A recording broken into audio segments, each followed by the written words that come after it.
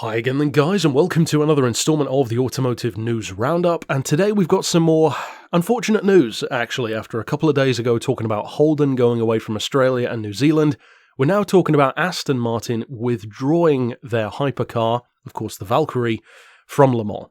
And I think that's a shame. I'm just going to say it straight up, and if you haven't seen this news already, they're actually dropping it in favour of Formula 1.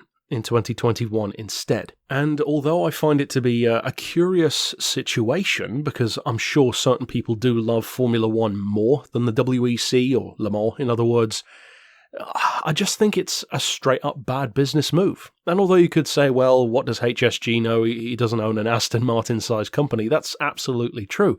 But if you think about it, it's fairly simple logic. Aston Martin is in trouble because they're not selling enough cars.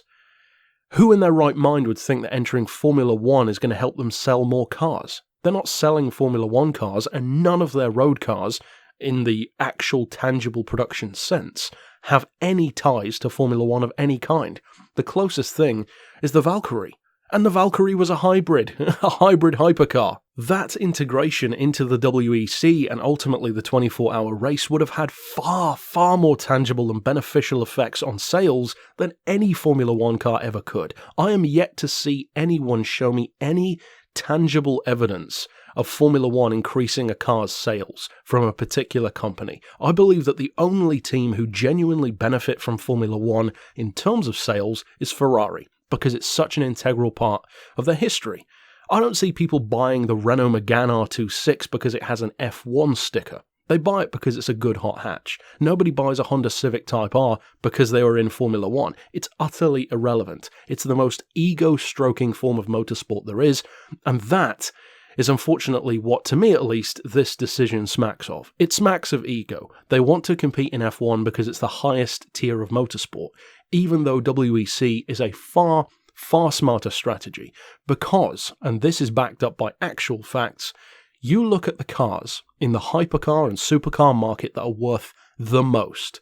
What are they? I'll tell you what they are. They are the 90s homologation cars, 911 GT1s, CLK GTRs. That level of machine is the ultimate supercar collector's piece. Aston Martin would have had that in their portfolio with the Valkyrie. And now they're not, because even though they have the car, they're not racing it. And nothing would appeal to that kind of hypercar buyer more than having something which raced in Le Mans. That is why stuff like the CLK GTR is such a holy grail of supercars.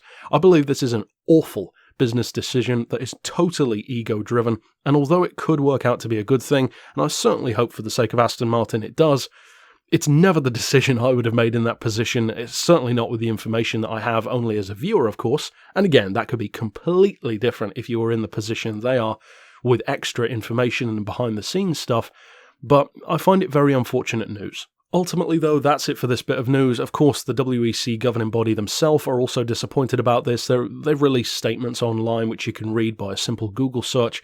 But yeah, it's an unfortunate time. Aston Martin to me is kind of like Bentley at Le Mans, wherein every time they show up it's a big deal.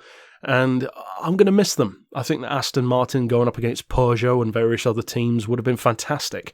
And for the moment, that's simply not going to happen. I think that is, as I said, a shame. So tell me your thoughts down below. Do you prefer the Formula 1 angle, or would you have preferred a WEC-focused campaign, if you will, with the Valkyrie?